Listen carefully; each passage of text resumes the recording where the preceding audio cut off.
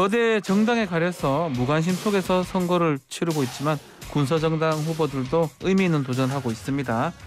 자, 기본소득당의 유일한 국회의원이자 상임선대위원장을 맡고 있는 용혜인 의원 스튜디오에 직접 나오셨습니다. 안녕하십니까? 네, 반갑습니다. 기본소득당 용혜인입니다. 네. 선거운동은 열심히 하고 있는 겁니까? 네, 이제 어제까지 그 광역 비례후보자 토론회가 다 끝나가지고요. 예. 오늘부터는 또 사전투표가 시작되기 때문에 열심히 선거운동하고 있습니다. 지금 기본소득당 이번 선거에 후보가 몇 명 낸 겁니까? 저희는 이번에 광역자치단체 예. 선거를 중심으로 좀 선거를 치르고 있고요. 서울, 경기, 인천, 광주, 대구 이렇게 5개 지역 광역자치단체장 선거와 그리고 17개 전국의 광역의회 비례대표 후보를 모두 출마했습니다. 그래서 네. 17명에 서울, 경기는 2명씩 해서 총 24명의 후보가 지금 뛰고 있습니다. 아하. 대표 공약도 역시 뭐 이름대로 기본소득 얘기가 많겠네요. 네, 아무래도 그럴 수밖에 없겠죠. 네. 이번 선거가 어떤 선거인지를 좀 고민을 하면서 선거를 준비할 수밖에 없었는데 네. 코로나 이후에 우리 삶의 국민들을 어떻게 국가가 지켜야 하는지를 이야기하는 선거라고 했을 때 저희는 이제 지난 대선에서 매월 65만 원의 기본소득 지급을 약속한 바가 있고요. 이번 네. 지방선거에서는 지방선거 지자체에서 할 수 있는 기본소득 모델들을 최대한 많이 발굴했습니다. 그래서 각 지역 맞춤형 기본소득 모델을 좀 설계해서 각 지역 주민 여러분들께 제안드리고 있습니다. 네. 자, 이번 지방선거에 한해서 일부 지역만 지금 기초의원 정수 3명, 4명 중대선거구제를 지금 하고 있는데 이게 지금 양당에서 정치개혁하자고 시범 도입한 상황이거든요.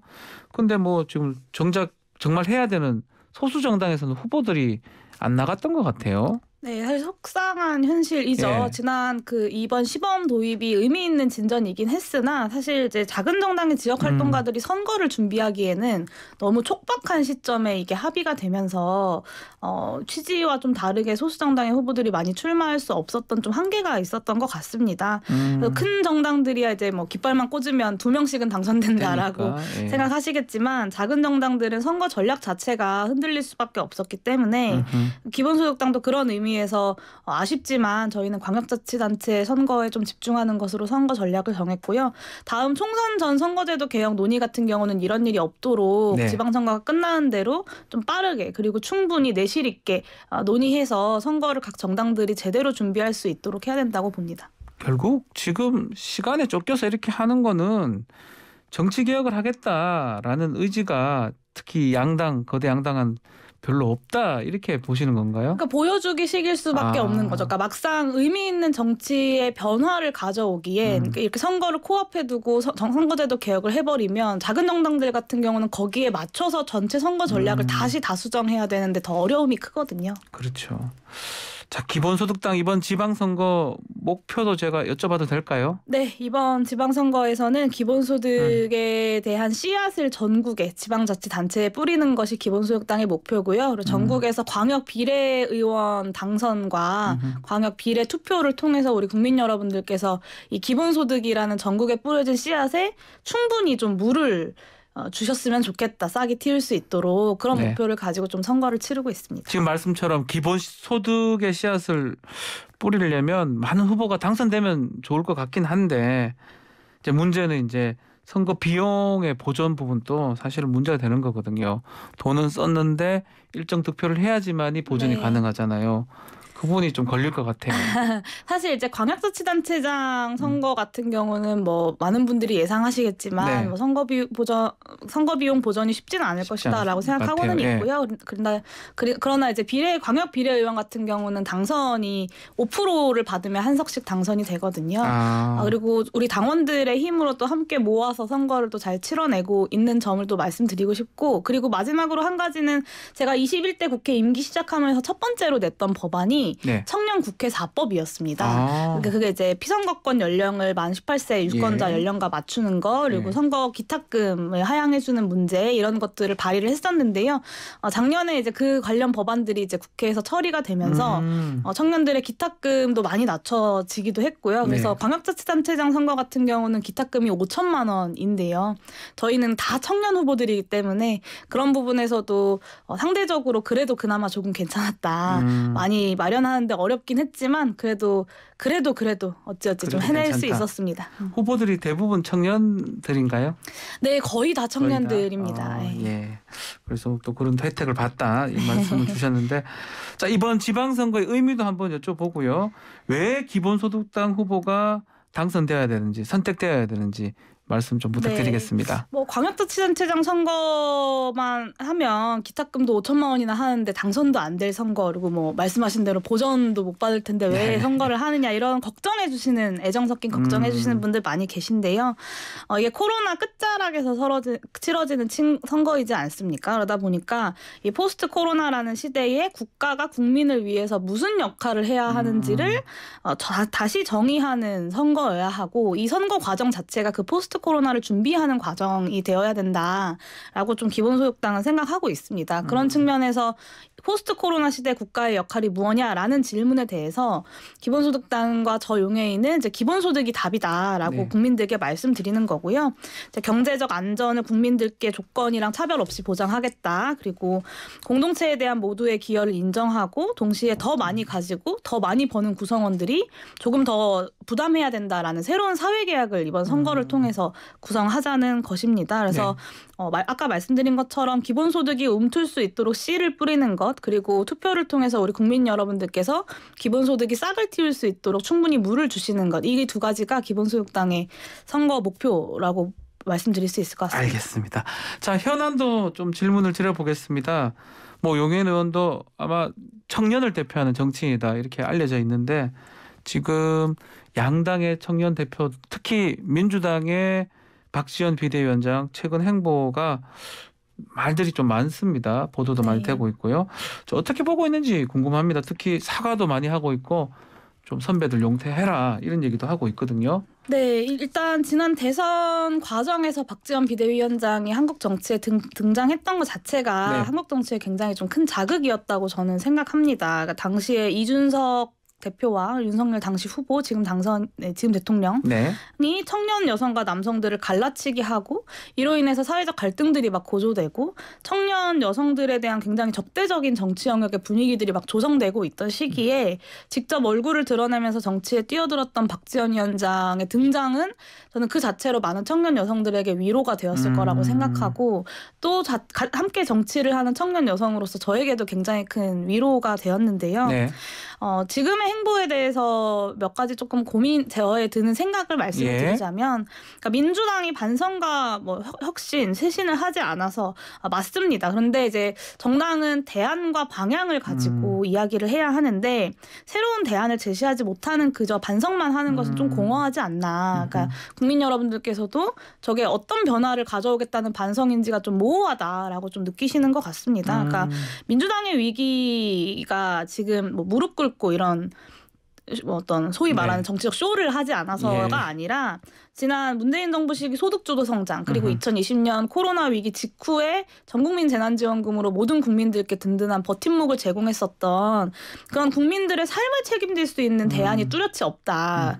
사실 지난 2020년 총선 이후에 선거를 계속해서 반복적으로 패배하고 있는 이유도 거기에 있는 것이 아닌가라고 사실 저는 민주당 구성원은 아니지만 좀 생각합니다. 그러니까 총선 이후에 계속해서 패배하고 있는 그 지점을 좀 살펴봐야 하는데 박지원 위원장의 메시지의 어떤 취지와 문제의식에는 공감하지만 이런 부분들이 민주당 차원에서 뭐 사실 박지원 위원장만의 문제라기보다는 민주당 자체가 지난 총선 이후에 계속해서 보여주고 있는 문제점이지 않나 싶고요. 그러니까 선거운동을 하면서 지역을 쭉 다녀보면 민주당 후보들이 다 인물 보고 뽑아달라. 아니면 일 잘하는 사람 뽑아달라. 일꾼론. 이렇게 이야기합니다. 그러니까 일 잘하는 사람 좋은데 근데 무슨 일을 어떻게 할 것인지가 보이지가 않아요. 그러니까 당장 서울시장 선거에서 송영길 후보가 당선되면 오세훈 서울시정과 어떻게 달라질 것인지가 잘 보이지가 않거든요. 그러니까 부동산 규제하고 세금 깎아주겠다라는 이야기 오세훈 서울시장이 저는 더 잘할 거라고 생각합니다. 왜냐하면 언제나 그런 이야기를 해오셨던 분이고 또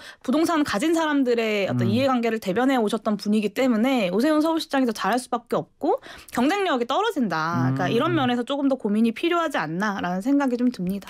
야, 아주 정확하게 또 옆에 계시니까 또 다른 밖에 계시니까 더 보시는 것 같은데 그 중에 그 586 용퇴하라 이렇게 또 얘기를 하셨잖아요. 박지원 위원장이.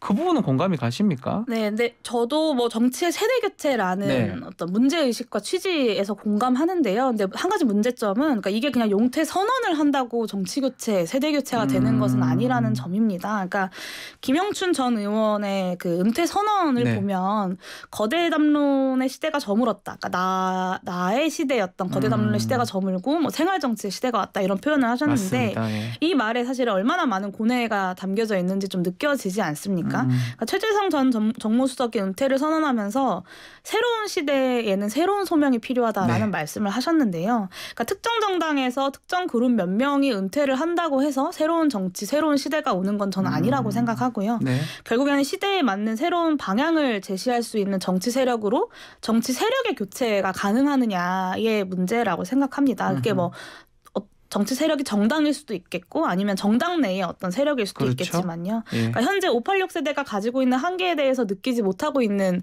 국민들은 없을 것이고 심지어 그 586 뭐 선배님들이라고 불리는 네. 그 586 선배님들도 다 알고 계실 거예요. 국민들의 한계를. 저와 기본소득당 같은 경우는 지금 이 시대에 그러면 새로운 소명이 뭐냐. 그것을 기본소득이라는 키워드를 잡고 이를 중심으로 좀 새롭게 담론들을 구성하고 정치 교체를 이뤄내보려는 시도들을 하고 있는 것이고요. 이런 고민들을 박지원 위원장을 포함해서 좀 세대 교체를 진지하게 고민하는 정치인들이 좀 함께 논의할 수 있는 장들이 열리면 좋겠다라고 생각합니다. 네. 자, 이게 제도로서 좀 만들어가는 방안도 있을까요? 인적 쇄신은 어쩌면 우리 정치계가 갖고 있는 뭐 숙제로 보일 수도 있는데 개인이 이렇게 얘기하는 게 아니고 예컨대 예전에 이재명 후보가 대선 후보 시절 주장했던 동일 지역 뭐 3선 초과 금지 이런 등등 이런 게 필요하지 않습니까? 동일 지역 3선 초과 금지의 어떤 취지 문제의식, 네. 뭐 이재명 후보의 그런 어떤 대안들에 공감하는 바가 있고요. 네. 근데 조금 더 근본적으로 들어가 보면 결국에는 인적 쇄신이라는 것은 국민들의 정치 교체에 대한 열망이고 그렇죠. 이런 정치 교체를 열망하는 이들이 어디에 있냐라고 하면 사실 이제 거대 정당 바깥에 있는 젊은이들이 굉장히 많습니다. 네. 그러니까 대안을 고민하는 소수 정당의 새로운 인물들이 정치의 영역 안으로 들어올 수 있도록 하는 것이 가장 원칙적인 제도 개혁이라고 생각하고 지난 대선 과정에서 이재명 전 대선 후보가 현재 후보가 이야기했던 어떤 정치 교체의 원칙도 저는 사실 그런 것이지 않을까라고 기대를 좀 하는데요. 네. 그러니까 연동형 비례제가 제대로 작동할 수 있도록 하는 것, 그래서 비례 의석수와 지역구 의석수의 비율을 1대1로 맞추고 또 이제 선거연합을 가로막는 이중당적 금지를 담고 있는 정당법을 개정하는 것들이 좀 필요할 것 같고요. 네. 또 거대 양당이 매년 수백억씩 그리고 선거 한번 치를 때마다 수백억씩 가져가고 독식하고 있는 이 선거 국고보조금 문제에도 좀 개혁이 필요하다고 봅니다. 그리고 국민들의 알 권리를 이 선거 과정에서 제약하는 이 불공정한 선거 토론의 문제도 좀 개선이 되어야 할 것 같습니다.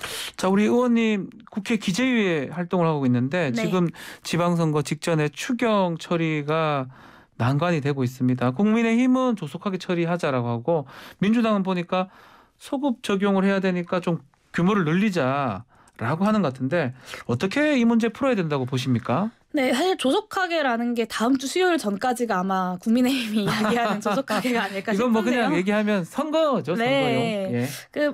사실 이번 추경이 코로나 끝 무렵에 마지막 추경이 될 가능성이 굉장히 좀 큽니다. 네. 그러니까 코로나에 대한 마지막 추경. 그래서 제대로 회복할 수 있도록 추경 규모를 늘려야 하고 이를 위해서는 선거 일정에 쫓기는 것이 아니라 지금 우리 사회에 어디에 흠뻑 물을 주는 것이 필요한지를 그렇죠. 좀 논의해야 네. 될 것 같고요.